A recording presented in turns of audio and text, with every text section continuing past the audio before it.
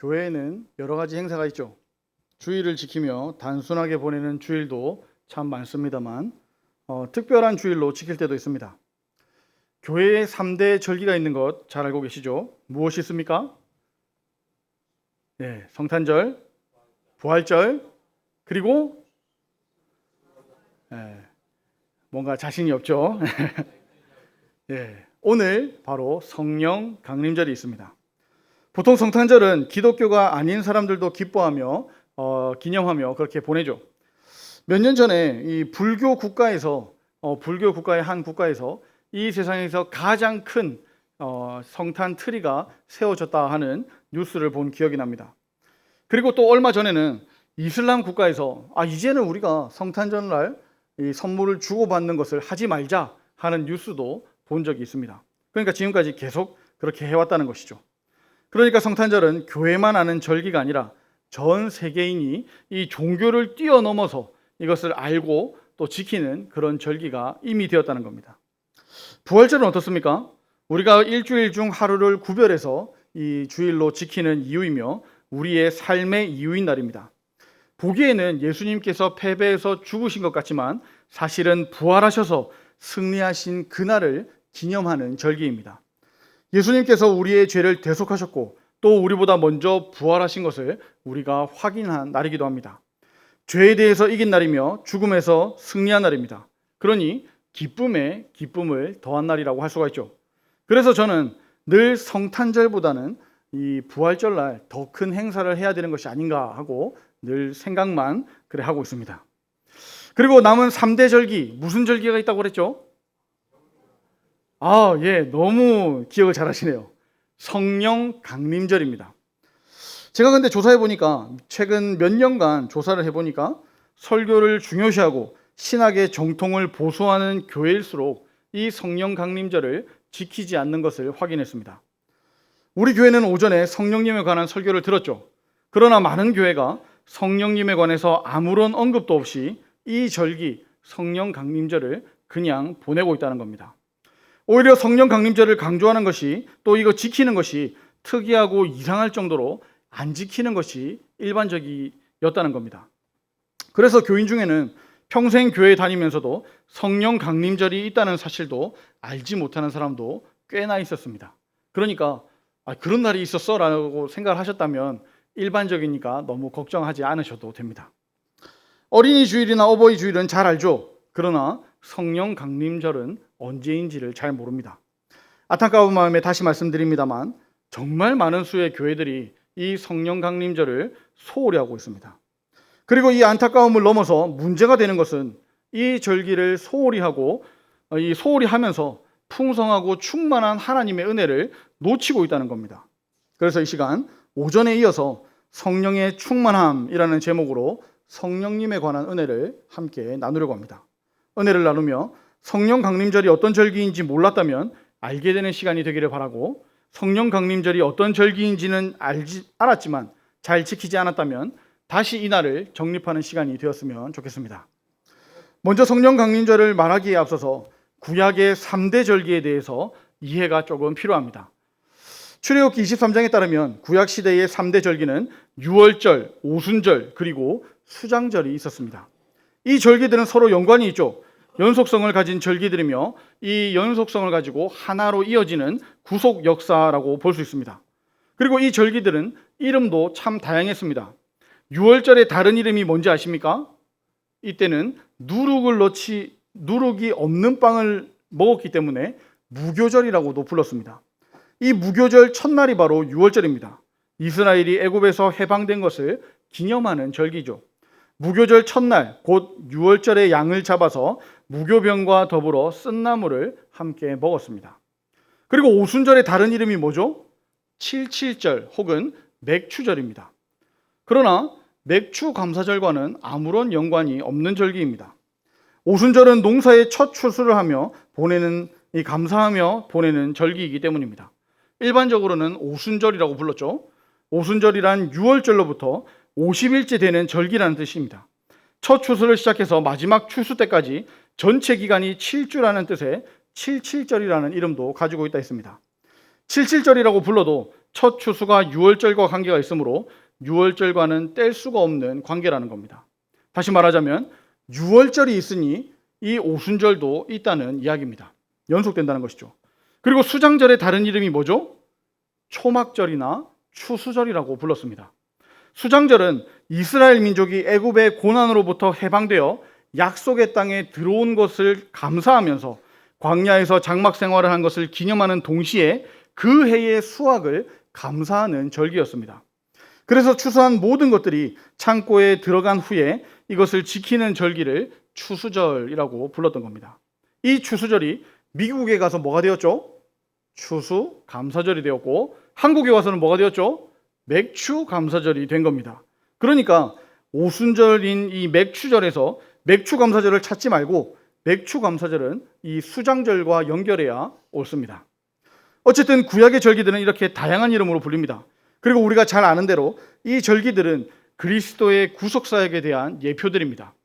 그리스도를 기대하며 지켰던 이 절기들은 그리스도 안에서 다 성취됩니다. 우리는 성취된 그리스도의 복음의 빛 가운데서 이 절기들의 의미와 영광을 더욱 구체적으로 발견할 수가 있죠. 또 이 구체적인 축제의 영광에서 복음의 풍성함을 더욱더 발견하게 된다는 겁니다. 유월절은 신약에서 그리스도의 십자가로 성취되었습니다. 오순절은 성령 강림으로 그 실체가 드러났습니다. 그리고 수장절은 우리가 어떻게 보고 있습니까? 예수 그리스도의 재림으로 완성될 겁니다. 그래서 그 전에 추수감사절이나 맥추감사절로 재림의 기쁨을 미리 체험하는 것 아주 좋은 전통이라고 생각합니다. 그 중에서 오늘 오순절에 대해서 조금 더 자세히 살펴보겠는데요. 오순절은 이 추수절이라고 또 불렀습니다. 그러나 한국말로 번역하면서 이것을 맥추절이다라고 번역을 했죠. 그런데 맥추절이 아닙니다. 왜냐하면 이때는 보리가 아니라 밀만 수확하던 때이기 때문입니다. 보리는 아직 안 나왔어요. 맥추절이라는 잘못 번역된 이름 때문에 맥추감사절과 혼동하는 분이 많아서 추가로 더 말씀드려 보았습니다. 어쨌든 유월절과 수장절은 7일 동안 지켜졌지만 오순절은 하루만 지켰습니다. 대신 77절이라는 이름과 같이 7일이 7주라는 그 이름에 7이 더 많이 들어가 있죠. 그래서 사실상 7일에 즉 7주 동안이라고 보는 성경학자들도 많이 있습니다. 레위기 23장을 보시면 처음 익은 열매를 드리는 초실절로부터 이 절기가 시작된다는 겁니다. 초실절은 유월절이 지난 첫 안식일 다음 날입니다. 이날에 첫 이삭 한 단을 요제로 하나님께 드렸습니다.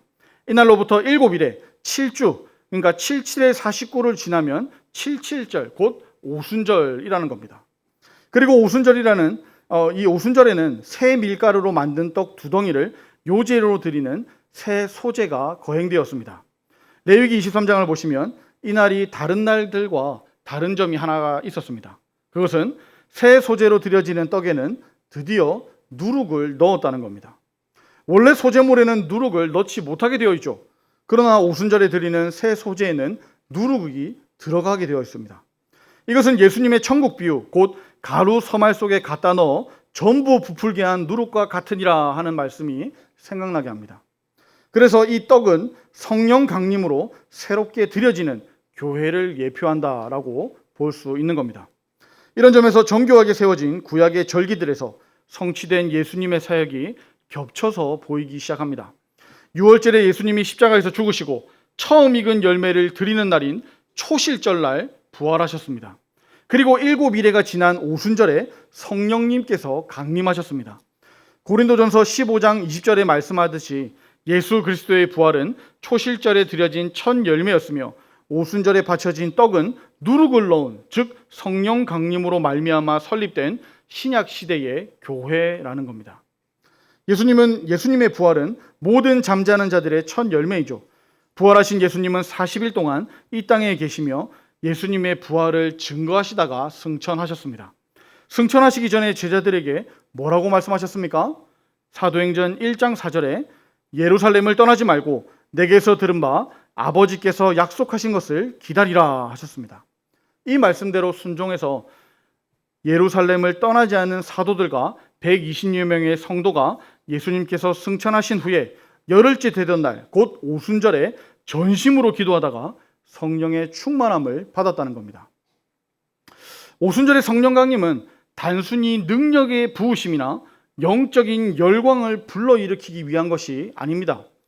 예수 그리스도의 존재와 사역이 모든 세계, 모든 사람에게 임하고 눈으로 보고 경험하게 된 사건이라는 겁니다. 오순절에 강림하신 성령님은 예수님을 대체하는 그런 어떤 것이 아닙니다. 죄인들을 위해 죽으시고 죄인들을 위해 부활하신 예수 그리스도의 임재 그 자체입니다. 그래서 오순절 사건은 부활하신 그리스도의 영이 이제는 언제나 성도들과 함께하는 것을 의미합니다. 오순절 전에는 예수님께서 사도들과 함께 계심으로 감각적으로 인식적으로 알고 있었습니다. 그러나 오순절 이후에는 보고 만지는 것보다 더욱 확실하고 실제적인 영적으로 인식하게 되었다는 겁니다. 그래서 예수님은 내가 떠나가는 것이 너희에게 유익이다 라고 말씀하셨던 겁니다. 예수님이 육체로 계실 때는 가시적이고 공간적인 한계가 있었죠. 오순절 사건은 내가 세상 끝날까지 너희와 항상 함께 있으리라 라는 약속의 성취를 경험하게 함으로써 사도들은 모든 한계를 뛰어넘는 영적 자유를 가지고 예수님과 함께 성령의 능력으로 살게 되었다는 겁니다. 이제 오순절에 무슨 일이 있었는지 조금 더 자세히 살펴보겠습니다. 2장 1절입니다. 오순절 날이 이미 이르매 그들이 다 같이 한 곳에 모였더니, 여기 모였더니라고 번역된 이 말은 오순절이 되어서 다시 모였다는 게 아닙니다. 오히려 반대로 계속 모여있는 상태였는데 날이 지나다가 드디어 오순절이 되었다는 겁니다. 아마도 모여서 앞장 14절의 말씀과 같이 계속 기도했을 거라고 예상됩니다. 이것들을 종합하면 이렇게 고쳤을 수 있을 겁니다. 오순절이 되었는데도 그들이 한결같이 모두 한 곳에 모여서 기도하고 있었습니다 라고 바꿔 쓸 수 있을 겁니다. 여러분, 오순절이 어떤 절기라고 그랬습니까? 첫 수확을 드리는 절기라고 했습니다. 첫 수확을 하나님께 드리며 최종 수확까지 하나님의 복을 내려줄 것을 기대하는 절기였습니다. 우리도 잘 알다시피 설 명절보다 추석 명절이 더 풍성합니다. 왜 그렇습니까? 수확했으니까요. 더 풍성한 것이 사실입니다. 그래서 6월절보다 더 많은 순례자가 예루살렘을 방문했다라는 기록도 있습니다. 먹을 것도 볼 것도 많은 더 큰 축제의 절기 오순절이 되었는데도 이들이 한 곳에 모여서 기도하고 있었다는 겁니다. 오순절이 되었는데도 어디 안 가고 기도했다는 말에 놀라지 않으시니 조금 더 자세히 설명을 해보겠습니다. 지금 다락방에 모여서 기도하는 이 사람들은 다 유대인들입니다. 당연히 이 절기들을 신실하게 지켜야 되는 사람들이라는 겁니다. 그리고 대부분은 갈릴리 사람들이었습니다. 더 쉽게 말하자면 촌놈들입니다. 이 촌놈들이 예루살렘, 우리로 치면 서울이죠. 서울에 모였어요. 그리고 볼 것도 즐길 것도 많은 이 오순절이 되었는데 계속해서 기도하고 있다는 겁니다. 오순절이 되어서 모인 것도 아니고 예수님이 승천하신 이후에 열흘 동안이나 기다리면서 기도하고 있던 겁니다. 바로 그때 초자연적인 놀라운 현상이 일어나죠. 2절과 3절입니다. 호련히 하늘로부터 급하고 강한 바람 같은 소리가 있어 그들이 앉은 온 집에 가득하며 마치 불의 혀처럼 갈라지는 것들이 그들에게 보여 각 사람 위에 하나씩 임하여 있더니, 하늘로부터 갑자기 있었던 소리는 강력한 바람이 지나갈 때 나는 소리와 같았습니다. 갑자기 강력한 바람이 불어올 때 내는 소리와 비슷한 소리가 온 집안을 가득 채웠다는 겁니다. 온 집을 가득 채웠다는 표현은 구약에서 영광의 구름, 즉 하나님의 임재가 임한 것을 기억나게 합니다. 그런데 성막도 성전도 아닌 120명이 모여있는 집에 가득 채우고 있다는 거죠. 그래서 그럼 이제는 성막이 아니라 성전이 아니라 이제 이 집이 하나님의 새로운 성전인가 하고 오해를 불러일으킬 수가 있을 겁니다. 그런 오해를 풀기 위해서 3절 끝에 보시면 각 사람 위에 하나씩 임했다라고 말씀합니다. 하나님께서 첫사람 아담에게 생명의 바람을 불어 생명으로 만드셨듯이 생명의 새 바람으로 120명을 새 언약 백성으로 세우셨다는 겁니다. 출애굽 때 성막에 거하시던 하나님의 성령이 가나안으로 들어가서는 성전으로 옮겨졌고, 오순절 성령 강림 사건 이후로 하나님의 백성이 성령이 거하시는 성전이 되었다는 겁니다. 바울도 고린도전서 3장 16절에서 너희는 너희가 하나님의 성전인 것과 하나님의 성령이 너희 안에 계시는 것을 알지 못하느냐라고 했고, 고린도후서 6장 16절에는 우리는 살아계신 하나님의 성전이다라고 가르쳤습니다. 온 집을 가득 채운 소리는 급하고 강한 바람 같은 소리였고, 각 사람 위에 임한 성령님은 불의 혀처럼 갈라지는 모양이었습니다. 여기서 중요한 게 있습니다. 여기에 모여있던 모든 사람이 한 명도 빠짐없이 모두 다 성령을 받았다는 사실입니다. 이것을 강조하기 위해서 2절부터 4절까지 이런 단어들이 사용되었습니다. 2절에 그들이라고 번역된 모두, 온 집, 3절에 각 사람, 4절에 그들이 다, 이런 표현들입니다. 이러한 단어들을 반복하여 모든 사람이 하나도 빠짐없이 성령을 받았다는 사실을 강조합니다. 이 사실은 이어서 나오는 사도 베드로의 설교에서 아주 중요한 역할을 하죠. 베드로는 새 술에 취했다는 조롱에 반박하며 지금 우리는 새 술에 취한 것이 아니라 선지자 요엘의 예언이 성취된 것이라고 이야기합니다.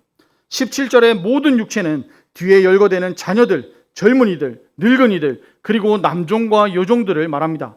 사실상 모든 사람, 모든 계층, 즉 하나님의 백성이라면 누구나 다를 포함하는 말입니다.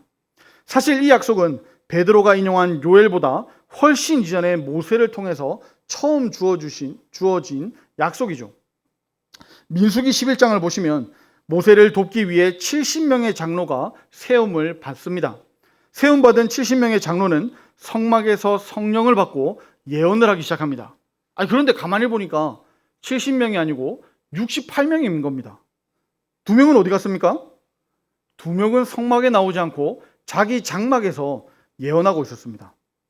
그런데 이 자기 장막에 있었는데도 이 두 사람, 엘닷과 메닷도 성령을 같이 받고 같은 성령으로 예언하고 있었다는 겁니다. 여호수아는 이것을 보고 이 사태의 심각성을 보면서 그들을 말리라고 모세에게 달려가서 간청합니다. 근데 이때 모세는 여호수아의 간청에 뭐라고 답합니까? 민수기 11장 29절입니다. 여호와께서 그의 영을 그의 모든 백성에게 주사 다 선지자가 되게 하시기를 원하노라. 70인 장로들이 동시에 성령을 받은 사건을 통해서 앞으로 하나님의 백성이 한 명도 빠짐없이 성령을 다 받게 될 것이라고 예언하고 있습니다. 이후로 이사야 선지자는 32장 15절에서 마침내 위로부터 영을 우리에게 부어주신다라고 말했고, 에스겔 선지자는 36장 27절에서 또 내 영을 너희 속에 두신다라고 했습니다. 그리고 베드로가 인용한 요엘 선지자도 2장 28절에서 내가 내 영을 만민에게 부어주신다라고 예언했습니다. 이미 모세로부터 많은 선지자를 통해 약속하신 성령님을 우리에게 보내주신 겁니다. 약속하신 성령님이 오셔서 각 사람 위에 임하셨습니다. 그리고 그들이 다 성령의 충만함을 받았습니다. 그리고 가장 먼저 나타난 일이 무엇이었습니까? 방언입니다. 오늘 본문 4절 하반절을 보시면 성령이 말하게 하심을 따라 다른 언어들로 말하기를 시작했습니다. 다른 언어, 즉 방언을 했을 때 천하 각국에서 온 사람이 난곳 방언으로 알아듣게 되었습니다. 마치 창세기 11장 바벨탑 사건의 결과였던 언어의 혼잡이 일시적으로 해결되는 모습이었습니다. 여기서 말하는 방언이 무엇이냐라는 문제보다 방언으로 무엇을 말했는가가 더 중요하죠. 방언으로 무엇을 말했습니까? 11절을 보시면 모인 사람들이 하나님의 큰 일을 말하는 것을 들었다고 했습니다. 성령 충만을 받으니 하나님의 큰 일을 말하게 되었다는 겁니다. 그리고 46절과 47절을 우리가 읽었듯이 날마다 마음을 같이하고 성전에 모이기를 힘쓰고 집에서는 기쁨으로 음식을 나누고 하나님을 찬양하게 되었습니다. 그 결과 온 백성에게 칭찬을 받게 되었고 구원받는 사람이 날마다 더하게 되었다는 말씀입니다. 여러분, 우리 교회는 어떻습니까? 날마다 마음을 같이 하십니까? 성전에 모이기를 힘쓰십니까? 주변 이웃들로부터 칭찬을 받고 있습니까? 이로 인해서 날마다 교회가 성장하고 있습니까? 우리 교회를 평가하려면 다른 것을 볼 필요가 없습니다. 다른 사람을 볼 필요가 없습니다. 누구를 보면 됩니까? 우리 교인 중에 한 명인 나 자신을 보면 됩니다. 나는 어떻습니까? 나는 날마다 다른 사람들과 마음을 같이 할 생각이 있습니까? 성전에 모이기를 나는 힘쓰고 있습니까? 나는 칭찬받고 있습니까? 나를 통해서 구원받는 사람이 있습니까? 그렇지 않다면, 나에게 그런 모습이 없다면 우리는 성령 충만을 간구해야 합니다. 베드로는 38절에서 성령의 선물을 받으라 하고 말씀합니다. 앞에서 말했듯이 새 언약 백성은 옛 성전을 대신하는 하나님의 성전이 되었기에 성전에 거했던 성령님이 새 언약 백성에게 예외 없이 모두에게 주어지는 것은 당연합니다. 사실 더 정확히 이야기하자면 성령 받지 않는 새 언약 백성은 있을 수가 없습니다. 성령님을 받았다면, 그래서 성령님을 모셨다면 삶이 바뀔 수밖에 없죠. 그리고 내가 바뀌면 나만 바뀌지 않습니다. 내 삶이 바뀌는 것은 당연하고 내가 한 부분을 담당하고 있는 우리 교회 역시 바뀔 수밖에 없습니다. 오늘 본문인 오순절 성령 강림을 마무리하면서 성령의 충만함을 받은 교회가 어떤 모습인지를 우리에게 기록해 주고 있습니다. 세 가지 모습이 나타나는데요. 그 첫 번째는 사도의 가르침을 받는 겁니다. 이것은 조금 더 깊이 배우고자 하는 사람을 대상으로 말하는 것이 아닙니다. 성령을 선물로 받은 자 모두에게 해당하는 말입니다. 더 알기를 원해서 공부하려는 열심이 아니라 성령 충만한 사람이라면 배우는 것이 기본입니다. 이것은 사도행전에 언급된 교회들의 공통적인 모습이기도 합니다. 사도행전 11장과 15절에 나타나는 안디옥 교회, 18장에 나타나는 고린도 교회, 20장의 에베소 교회는 날마다 배우기에 힘썼던 교회들이었습니다. 그리고 두 번째는 교제입니다. 우리 교회로 치면 샘토 모임이 있죠. 46절에는 기쁨과 순전한 마음으로 교제했다라고 기록하고 있습니다. 마찬가지로 성령의 선물을 받은 사람이라면 성령의 선물을 받은 다른 사람들과 교제하는 것이 당연하다는 겁니다. 이렇게도 설명할 수 있을 겁니다. 아무리 잘 타는 장작더미라도 하나하나 헤쳐놓으면 어떻게 됩니까? 금방 꺼집니다. 반대로 아무리 꺼져가는 장작이라도, 아니 어쩌면 이미 꺼져버린 장작이라도 다시 불타는 장작들과 모아놓으면 어떻게 됩니까? 금방 불이 붙어서 잘 타게 됩니다. 우리도 마찬가지죠. 혼자 있으면 아무것도 못합니다. 우리는 혼자 있으면 힘이 없습니다. 그래서 우리를 교회로 부르신 겁니다. 이 교회에 모여서 더욱더 함께 교제하기에 힘써야겠습니다. 마지막 세 번째는 기도입니다. 학생에게 공부가 당연하다면 성령의 선물을 받은 사람에게는 기도하는 것이 당연합니다. 학생에게 공부하라고 하는데 별 이유가 있습니까? 그냥 학생이니까 공부하라고 하는 것이죠. 똑같습니다. 성령의 선물을 받은 하나님의 자녀에게 기도해야 된다는 것은 지극히 당연한 이야기입니다. 우리 교회로 치면 새벽 기도회가 있습니다. 그리고 수요 예배가 있습니다. 또 금요 기도회도 있습니다.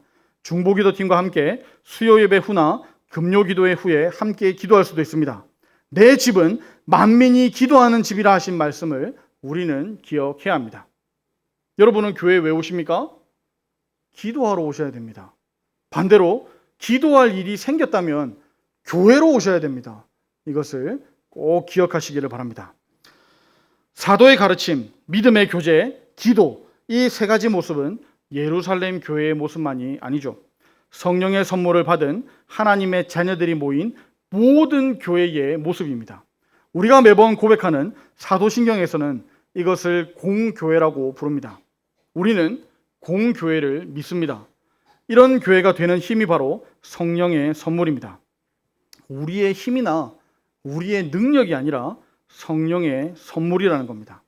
그리고 이 성령의 선물이 주어지는 날이 바로 구약에서 오순절이라고 부른 날이며 신약에 와서는 성령 강림절이라고 부르는 날, 바로 오늘 이 주일이라는 겁니다. 이미 성령님이 오셔서 복음의 추수가 시작되었는데도 불구하고 여전히 그리스도의 그림자만 따라가는 이 오순절과 유월절만 지키고 있는 유대인들이 참으로 안타깝고 불쌍합니다. 그러나 유대인들은 그나마 출애굽기 23장 14절에 절기를 지키라는 하나님의 명령은 붙들고 있습니다. 그들이 그림자지만 끝까지 그것을 지키고 있다는 겁니다. 절기를 지키는 것은 믿음의 후손에게 신앙교육을 위해서 꼭 필요하죠. 이것보다 더 좋은 교육 방법이 없습니다. 그뿐만 아니라 믿음의 당대들은 하나님의 큰 일을 기억하고 하나님께 영광 돌리기 위해서 꼭 필요합니다. 절기를 지키는 것은 종교적 형식을 넘어서 그 자체가 하나님을 찬양하는 것이고 우리에게는 복된 행위입니다. 그러나 스마트폰도 업데이트하지 않으면 사용할 수 없듯이 하나님의 절기도 이제는 업데이트해야 됩니다. 특히 우리는 그리스도의 그림자가 아니라 복음을 들었고 복음을 경험하며 살고 있지 않습니까? 그렇다면 더욱 이 절기들을 힘써 지켜서 기념하면서 기뻐해야 된다는 겁니다. 구약의 절기에서 복음으로 완성된 신약의 절기로 업데이트를 해야 된다는 겁니다. 이것이 영원한 규례대로 대대로 지키라는 이 절기를 주셨고 그 절기에 맞춰서 복음을 완성하신 하나님의 큰 그림이라는 겁니다. 오늘 말씀을 정리하겠습니다. 하나님은 구약 백성에게 절기를 주셨습니다.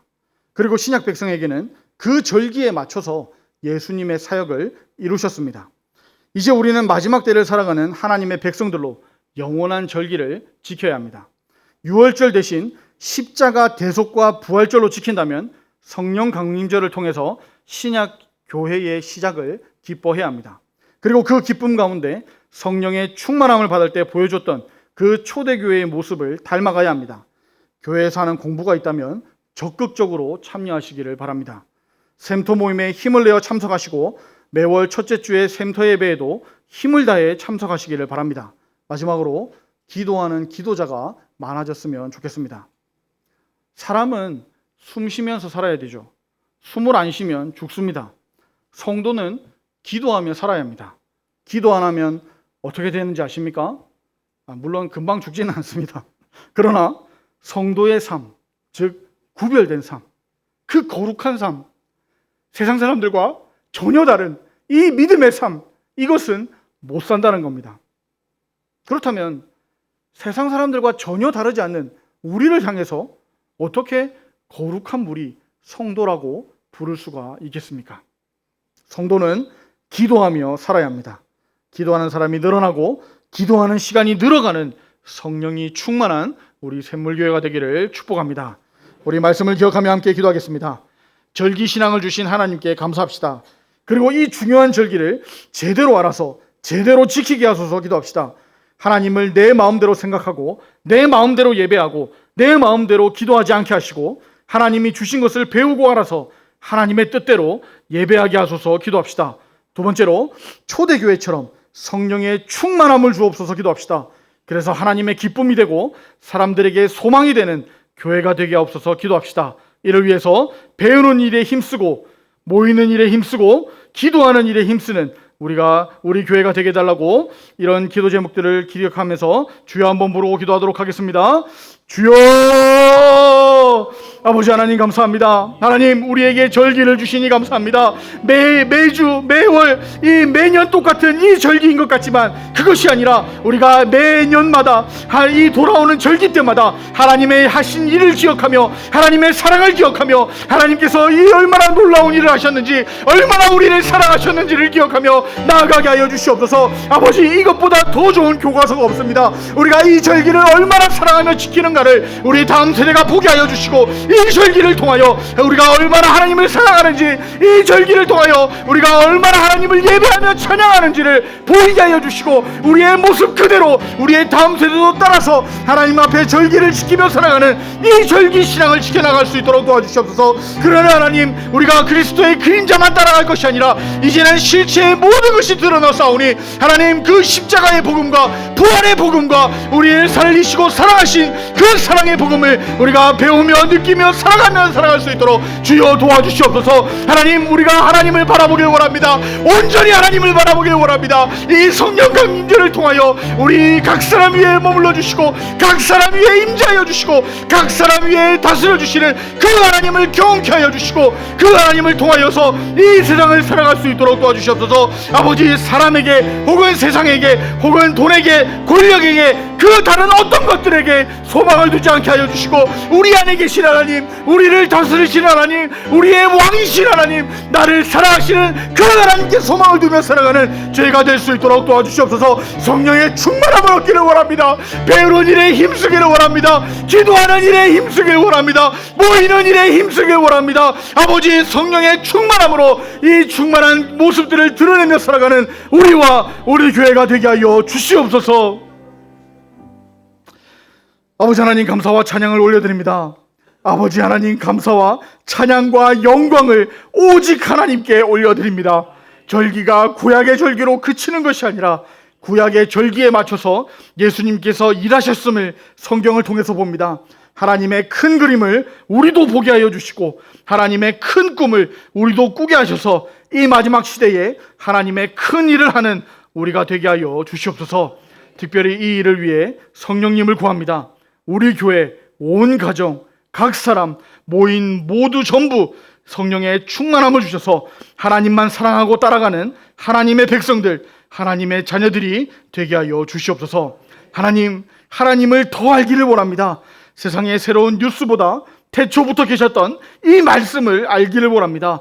성경을 공부하게 하시고 공부하는 가운데 하나님을 더 깨닫게 하여 주시옵소서. 하나님, 믿음의 교제가 더 풍성하기를 원합니다.